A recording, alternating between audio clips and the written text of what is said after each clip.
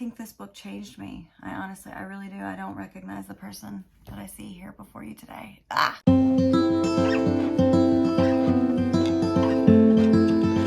God, where's my microphone? Hello, welcome back to my channel. If you're new here, my name is Natalie Megan, and this is Weirdo Book Club, and I got a weird one for you today, my friends. One I have no doubt that you've already heard about because I've seen it everywhere. Today we're discussing Unhinged by Vera Valentine. I've got my handy-dandy iPad with the script, and I'm ready to go. Now, if you haven't heard about this novella, this erotic door novella, allow me to introduce you. Unhinged is a 71-page paranormal erotic romance novella about a woman who starts getting jiggy with her front door. No, I won't repeat it. You heard what I said. Let's do the disclaimers. The first one's always the same. This review will contain spoilers, opinions, and general shit talking. If none of those things interest you, that's fine. You can just go away. This review isn't for you. It's also not for the author, and I just need to put that out there. Now, there won't be as much shit talking in this because, believe it or not, I didn't hate this book, but I will still be making jokes and hollering as you've grown accustomed to. So don't leave me just yet, okay? Stay with me. Settle in. Just hang out for a bit, okay? I promise. It's going to be fun. Disclaimer number 2 kind of goes without saying, but I'm going to say it anyway. This is a story about a girl bumping uglies with her front door. Things are going to get weird. This book, as I said, is 71 pages. It was first published in July 2023, and it is available on Kindle Unlimited. What are you waiting for? And the author, Vera Valentine, seems to have a knack for writing weird fiction. Her other titles include things like Sap and Spile, which is a tree something or other, Hayseed, which is something to do with a scarecrow, and the duology, Squeak and Squeal, the Squeakquel. Squeakity squeak. Squeaking. Which center around the sexcapades of balloon animals. Do I love Vera Valentine or do I hate her? We will figure that out today together right here. Here's the synopsis and a couple of content considerations. I went in blind, so if you don't want to hear this, that's fine. Skip ahead a couple seconds, but let's get into it. Danger's coming knocking. Someone's been watching Tana closely, but he's a lot closer than she realizes. From intimate moments to lazy afternoons on the couch, he's secretly seen it all and fallen for her along the way. The problem is that someone else is watching too, and his obsession with Tana is a much more dangerous one. When a man claiming to be her front door enters her dreams to warn her about an imminent threat to her life, Tana initially chalks it up to her weird late-night snacking. But she rethinks things when her earnest visitor insists he's also there to protect her in exchange for one hell of a favor. When Tana trades her best line of defense for an unlikely supernatural ally, the threat lurking beyond her apartment hallway starts getting desperate as the law closes in. Can her inhuman companion save her life from the worst of humanity? Or is it too late for both of them? Content considerations. Unhinged is a paranormal romance story that involves a human woman getting it on with her front door, which later turns into a guy. This story contains doorknob insertion. Ha! Jumping right in.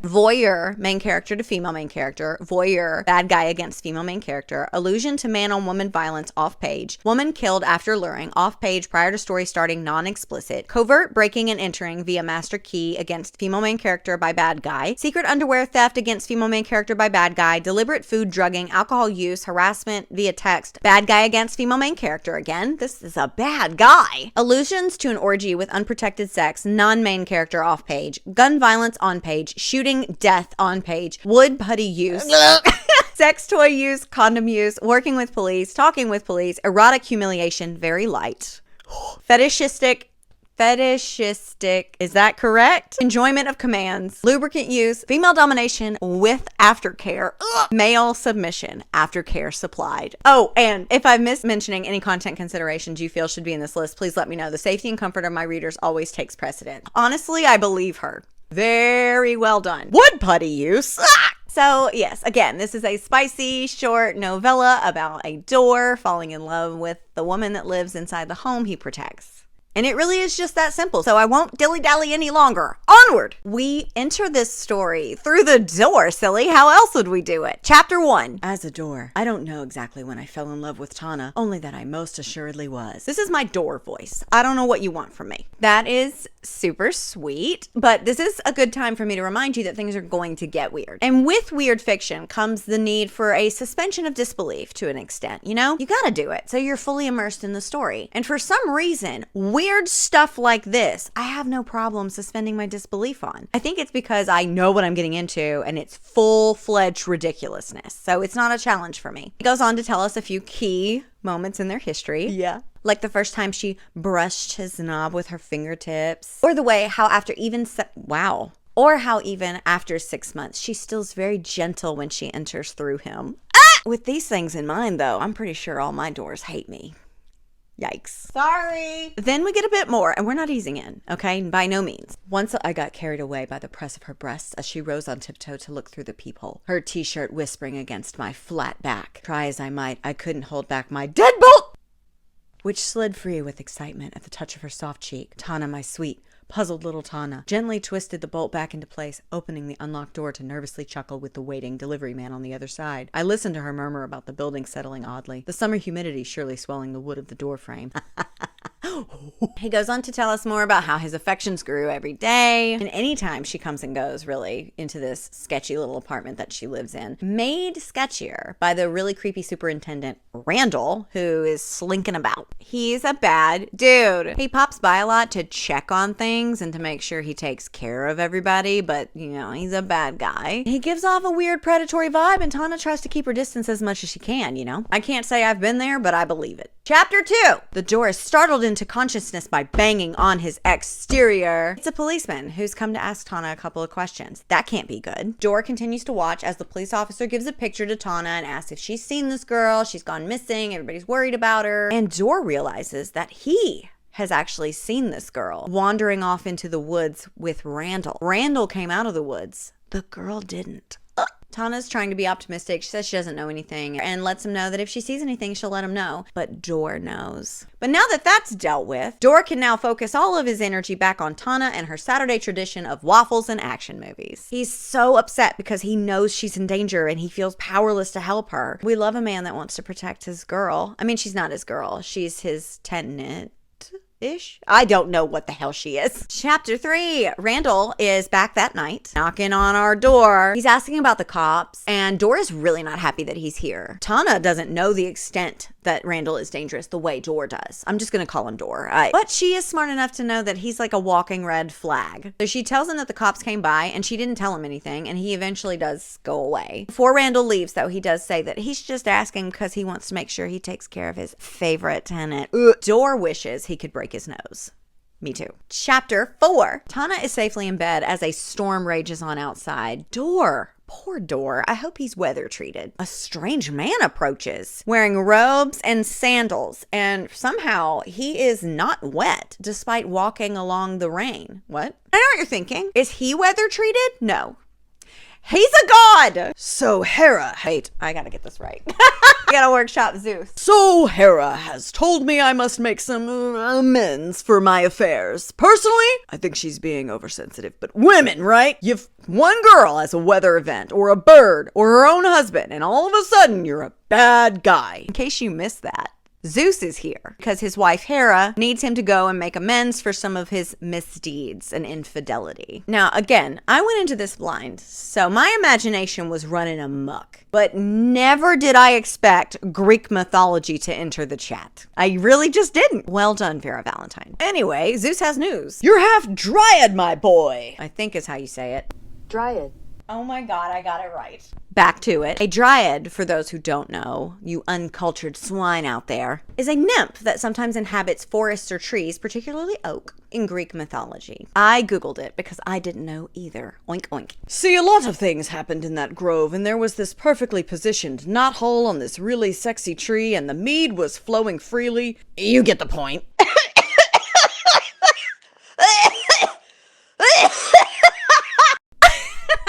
So, yes, apparently Zeus came down from Mount Olympus and got it on with a really sexy tree, which resulted in a baby oak tree who grew up and was cut down and sliced up and made into Door.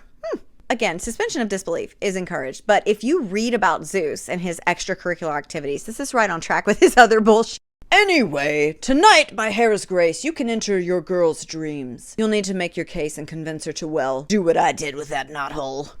The catch is, however, that it needs to happen while you're in this form to set you free. But I have faith in you, son. You've got your old man's charm, after all. The man patted a big palm gently against my front and turned to walk away. He also tells Dor that he needs to get a move on with it because Hades let him know that Randall sent someone to the underworld recently. That girl. Poor girl. So yeah, no big deal. This Dor/God, sentient being, has to just dreamwalk into Tana's subconscious, warn her of the danger, convince her to wake up and get jiggy with the door to her apartment. Piece of cake walk. Dor doesn't know how he's going to pull it off, and neither do I, and Zeus was exactly 0% helpful, as per usual. Zeus! Chapter 5. Dor is frustrated and about to give up trying when suddenly he's in a wide open void of space and time as a man. He's in Tana's dream, and it's a stereotypical dream where she's naked in front of a classroom full of her peers. I've heard so many things about this dream. Never had that dream. I have some weird dreams. Never had this one. I've dreamt that my teeth fall out, my mouth fills up with sand, that there's snakes pouring into my windows and my vents and my doors. I've drowned, gotten into a fight at a Wild Western style saloon, thrown out onto the street, crushed by a wagon wheel, got trapped in a zoo, stuck in an elevator, lost in a seemingly endless forest, and fallen from a great height while trying to balance on a giant pillow. But I have never dreamed about being naked in front of a classroom full of my peers. If you are a dream analyst, I'd love you to run some explanations by me. I think something's wrong. I think something's going on with me. And before you say it, it's not the books. These dreams predated all the reading I've been doing lately. Anyway, if my Dor came to life and wandered into my dreams, I think they would take a look around and leave me there to die. He's awkward in his new man body, as one would be, but he's dressed, so he ambles his way over to Tana and gives her literally the flannel shirt off of his back. He tries to kneel in front of her, but falls over. I mean, we love the effort, and we love a giving soul. We do! She helps him up, he touches her face, and she's like, why do I know you? Why do you seem so familiar? Who are you? I have no name but yours, Tana. I am your faithful guardian and protector. Nothing more, nothing less. I am your Dor, and I love you. I am your Dor, and I love you. Tagline. Tana is tickled, and she swears, I'm never eating popsicles before bed again, because this is the weirdest dream she's ever had, and I can't relate. You heard about my dreams? He's like, no, ma'am. Listen, this is serious. You're in danger, and I need you to sleep with me so you're not in danger. I need a favor from you because you're in danger. And she's like, oh, a favor. So what do you want me to do? Oil your hinges? Girl! It was my turn to blush at the obvious flirtation in her tone. A highly unusual sensation. It feels like afternoon sun on my painted front, only concentrated in my now human cheeks. In a manner of speaking, the man offered me this and said that we must be together in the way you are with your shivering blue stick. Not the shivering blue stick! She is a little pissed about this, that he knows about the shivering blue stick, and he doesn't understand why she's annoyed, because she's always in such a good mood after she spends some time with the shivering blue stick. Samesies. Mine's not blue, though. But we don't have to. They continue going back and forth, and he finally elaborates. He's like, Randall is an unaliver. He is a danger to you. He comes into your home when you're not here. He has stolen things out of your underwear drawer before. You've been looking for this underwear ever since. Randall did it. When Tana hears all of this, it kind of does convince her to believe him, which works out great for him, but has me over here like, she's about to fuck this door. She throws herself into his arms, afraid of everything he's saying, but the liminal space around them starts to wobble. She's waking up. He begs her to consider what he said, and then boom, he's a door again. And Tana wakes up with a gasp. Oh my God. Say hi to my boob cup. Clink. Chapter 6. Dor is waiting patiently on his hinges. Like, what other choice does he have? He's waiting on Tana to notice him, to come, to do anything, to speak to him, to acknowledge him in any way. Any little hint that she might have believed him and his message got through and he has a chance. She instead just grabs her keys and kind of like anxiously lets herself out the front door to go grocery shopping. Just then, Randall comes by for a little visit, hops on into the kitchen, grabs Tana's orange juice, and dumps a whole baggie of pills in there. And Dor, being Dor, can only watch. Forced to watch as this man attempts to poison Tana. Worried that he might not be able to stop it if Tana didn't believe his dream sequence. Randall also grabs a pair of her underwear on the way out. He drops it, but he an attempt was made. Ugh. Tana arrives just as Randall was leaving, and she makes up some excuse about, like, I can't talk, and she, like, hurries into her house and locks the door and barricades it with a stool. She might be believing him a little bit, right? Then she sees the pair of underwear on the floor that Randall tried to take, so she knows he was in there, and she growls and pours herself some wine. Thank God not the OJ. She spills a little on her hand and, like, licks it off, and Dor is erect about it. I mean, he's kind of always erect, but you know what I mean. If I hadn't already been made of wood, I'd be stiff as a board at this sight. She finishes her wine, and with her inhibitions lowered, she approaches the door. I can't believe I'm even considering this. I've got to be in my fucking mind. Her eyes drifted down the hall again, lingering on the edge of her hamper. But I mean, it can't hurt anything, right? I mean, women, cucumbers, and bedposts, and balloons and shit. This isn't that weird, right? To each their own, you know? But when I first read this line, I was unaware of Vera Valentine's other work. So the word balloons gave me like a, do women do that? I never, do they? I thought it seemed a little outlandish and random, but not for Vera Valentine. She goes into the kitchen and reemerges with a rag and some Lysol spray, and Dor can hardly believe his luck. Is this happening?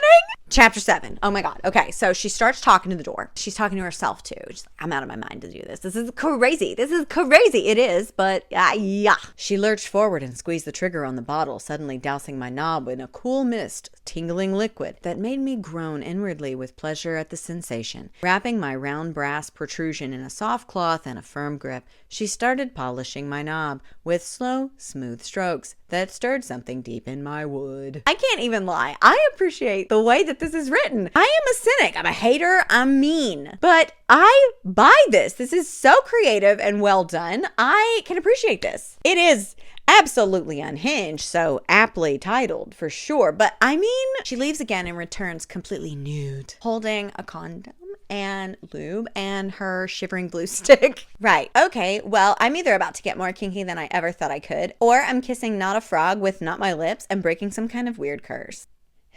We love to see protection being used in erotica. We really, truly do. Yes. Definitely don't want any unexpected little baby doors running around now, do we?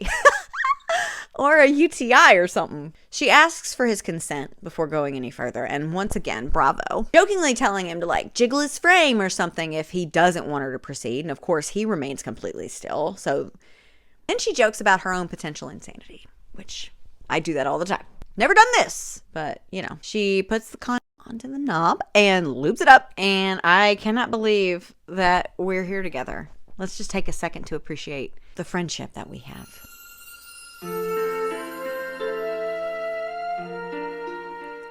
Back to banging the door. Get it?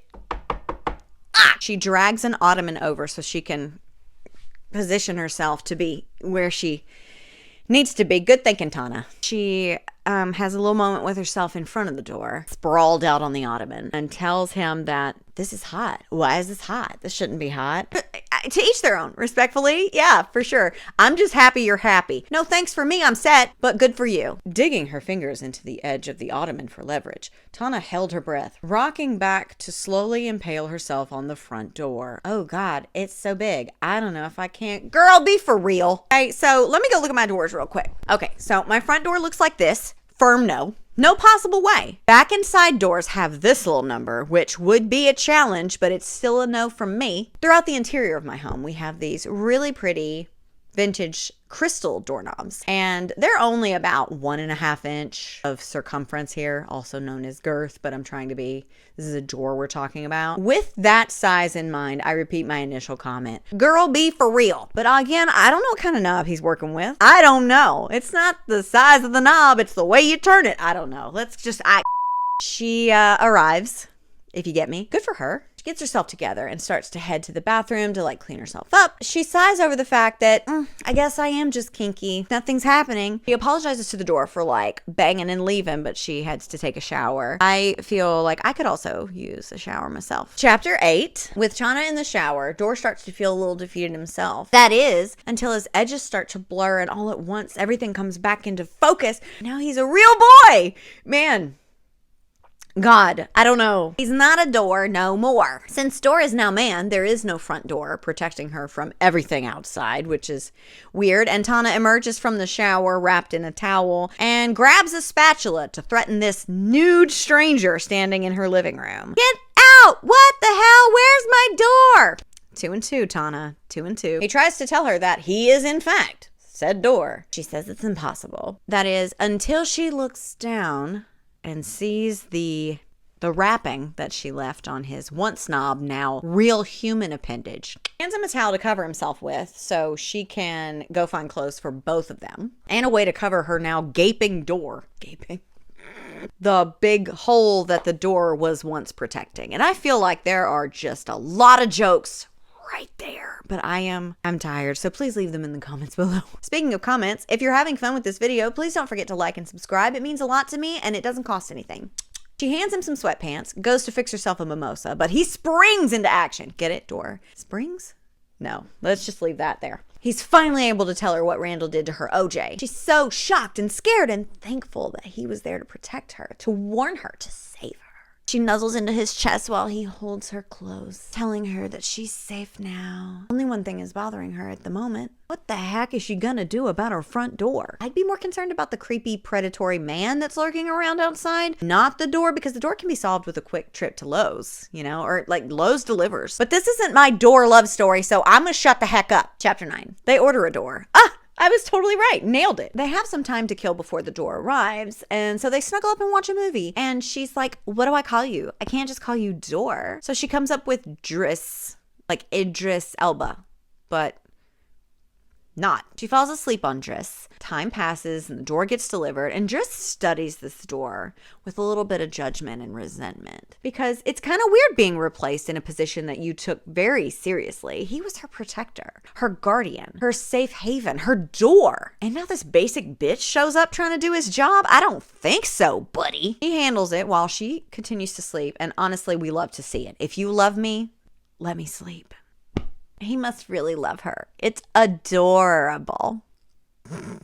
Chapter 10. Tana wakes with a start and uses some dry humor to bring us back to reality for a sec. Right. My shockingly attractive door has come to life after I him vowing to protect me against my murderous, panty-sniffing super that broke in and poisoned my orange juice. Just another Thursday. She's very funny. Honestly, I like her too. He's getting the new door situated, and he makes sure to tell us that he was very adamant about getting a door that had a weirdly shaped knob. Smart competition, you know? And now they're thinking it's time to call the police, but Randall calls first. Hey, honey, your neighbor said you got a big package delivered. Do you need help getting it inside? I'm good with delivering big packages, wink. If he wasn't already a creepy unaliver, he would unintentionally delete people from existence with this cringe. Blech. They talk some more. He promises to protect her no matter what. I don't know. Help me. Chapter 11. They go to the store, a little shopping trip. I wonder if they went to Target. She slips a little shirt over his head, and he kisses her gently. Oh, Tana. I'm sorry. I shouldn't have assumed that you'd want. I winced, dropping my hands from her shoulder and stepping back behind the cart to give her space. Consent! A worry, a concern that consent wasn't given. Where am I? Want? Tana tilted her head, eyes dancing with amusement. Driss, I think you're allowed to steal a kiss, sweetheart. I kind of buried your knob in my, like, an hour ago. And we're back. We're back. My God. I mean, I guess that's fair, isn't it? But they continue shopping, and he's like, you should get some ice cream because it's about to be that time where you wear comfy clothes and cry a lot. She's touched, and I get that. I like when my pain and suffering is acknowledged by my partners too. And it isn't like he chose to be a door that could see her all the time. He didn't choose this life. So I guess it's nice that he's knowledgeable about her. I don't know. The whole thing's off the rails, to be honest. Hinges. It's off the hinges. They talk a little bit more about Randall and how he lets himself in the house and how he never saw what he did with his bedroom, but he offers to clean it for her when they get back home, top to bottom, so she'll feel a little bit more safe. And honestly, seriously, look me in my eyes. I think this is the closest I've ever been to finding my book boyfriend. Like, I don't know how I feel about it. Thank you, Driss. You've done so much for me already. You were a very good door. I hope you know that. Something about being called a good door made my human legs feel weak and shaky. Good boy. Good girl. No. Not for me. Not anymore. You call me a good door or don't call me at all. Chapter 12. God help us. He's cleaning. She's grinning. Why is she grinning? I saw that, you know. Saw what? I don't know what you mean. The look on your face when I told you what a good door you were for me. Ah! You son of a bitch! I'm gonna tell you a secret, Driss. I don't know if I want to know what it is. I have a weakness for big, strong men who do as they're told. Good boys who enjoy working for my praise. It makes me feel safe and protected. Do you know anyone like that? Bitch! Oh, dear heavens, no! Here comes the fondling. My big, strong door. You did such a good job protecting me, saving me, making me feel amazing. I swear to God. She gives him a little happy ending, and after he combusts, she explains what just happened, what all that even was. She then tells him, wipe off your and put it away. I think it's earned a rest, don't you? What have I earned? I have to have earned something. They lay down, have some sweet little moments between them before being interrupted by loud banging on the brand new door. Take it easy, buddy. Tana goes to answer it before Driss can stop her. Chapter 13. My God. He was too late, and Randall comes barging in. He's like waving a gun around. I know you talked to the police. What did you tell them? Blah, blah, blah. Driss launches at him, punches him hard in the face. Tana smashes a vase over Randall's head. Then, pow! Driss takes one right to the chest, but he still doesn't stop. He slams Randall's head into something, and then he starts to fade. Chapter 14. Things come back to him in flashes. Tana crying, Randall's motionless body on the ground, officers collecting evidence from the home, a white room and loud thuds as he's transported back to Tana's house. He's back in door form now, so he did not pass away. No. And Tana's all, I don't know if you were really real, but I made them bring you back after the investigation. Why am I sad? Why am I sad right now? Oh God. Randall also didn't expire, so he is on trial for the missing girl's unaliving. As soon as Driss was shot, he turned back into a door. So she fixed his wounds with wood putty. Aha, resourceful. Yeah. This is very creative, and you can't say that it ain't. Now he's laying flat on the floor, and she cries and caresses him, and eventually stretches another rubber over his knob. Love is weird. I was a wreck, Driss. I wanted you back. I needed you back. Even though I knew Randall was in jail, I kept having these nightmares about being buried in the woods, and I prayed. I didn't even know who I was praying to be honest. But I didn't care if they could bring you back to me. And one night, someone finally answered, this beautiful Greek woman. She reached down and she pulled me out of the leaves and told me I was going to be all right. We walked right out of the nightmare, and she listened to me talk about you and said some disparaging things about her husband being an idiot and told me how I could get you back. It took weeks of paperwork and fighting with the evidence department and a lot of Lysol and telling myself I wasn't crazy. And then she slides down onto him. And he is so excited that he begins to shake in his door form and immediately shifts into human form again. She got that wop. She cries out a big thank you to Hera. This is somehow the Greek mythology is still somehow the weirdest part to me. It's the unexpectedness of it. I did not expect Greek mythology to be here. They bang, and she asks him to use her to reach his destination. Love that for them. Good for them. They both cross the finish line and clean up so that they can go out for a celebratory dinner. I wonder where they'll go. I love a good pasta after a thing. She fills him in on everything, how her neighbor actually was the one who alerted the police, and how Sarah, the missing girl, was finally laid to rest. Once I was dressed in a pair of nice black pants and a button-up shirt she'd bought for me while I was in evidence. Tana smiled as she fixed my collar, her expression soft and affectionate. So Hera also said that you would turn back into a door every full moon. So we need to repeat this when you transform so I can bring you back with my magical. She giggled and cupped a hand over the enchanted genitals in question, over the skirt of her beautiful red dress. You should be able to stay human for the rest of the month now, at least, though. She also said that you'll have more control over the change once you get used to it. Kind of glad about that, honestly. I'm a fan of your knob. Fan of your knob! I die! Werewolf rules for a door and a magical cure. Wow. They continue to get ready, and Tana remembers that the strange man in a robe came by looking for Driss and left him a gift. We sat on the couch as I opened the wallet where a driver's license with my photo graced the front pocket, declaring me as Driss Locke, a 32-year-old legal immigrant from Greece, along with a passport and a small copy of my theoretical Greek birth certificate. A substantial amount of high-value bills and a business card for an antiques dealer were tucked in the back of the wallet. As I turned over the card, tell him Dad sent ya, and take good care of that beautiful girl. They go to dinner. We never find out what kind of dinner they have. The end. We've reached the end. But before we close the door on this very strange little love story, allow me to give you my final thoughts. You may have noticed I didn't have a lot of shit to say about this. Not a lot of shit talking going on. That's because, as I already stated, I had a good time with this. Fight me. Don't. I cannot handle that. No one is more shocked by this than me, I promise you. I promise you that. Throughout my exploration of the dark romance genre, I have started to learn things about myself, as you do. One of those things is when I'm dealing with cryptids, monsters, mythical creatures, gods, demons, and now inanimate objects that come to life, apparently. I'm having a better time. I'm a happier person. I enjoy whatever this little subsection of this genre is because it's easier for me to excuse the bad behavior of people who are already monsters or mythical creatures that don't really exist. I suspend my disbelief, I accept them as they are, and I'm along for the ride. And it is a fun ride. It feels like a built-in failsafe, and it allows me to enjoy it easier and let go and let God. This is also a weird little creative story that was pretty well done and accomplished exactly what it set out to do. It says on the cover what it is, and it absolutely was this. It wasn't terribly written. It was cheesy in a way that let me know that the author knows what she's about. It was funny sometimes, sweet others. I cannot believe that I didn't hate it. I fully expected to have a list of complaints that was triple the length of this book, but I don't. I mean, obviously, it's a weird concept, weird little book, and it might not be for everyone, and that's fine, but I had a good time with this literally unhinged tale. That being said, I gave Unhinged by Vera Valentine 4 stars. I'm still in shock. I am not the woman I was before reading Dora Erotica.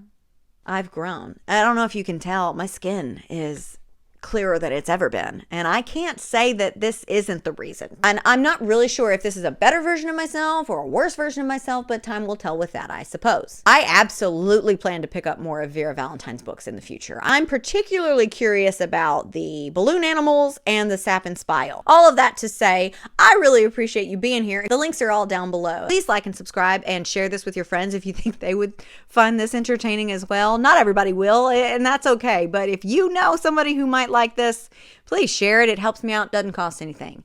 I will see you in the next video. I appreciate you and I love you. You don't have to say it back. Mwah, mwah. Bye.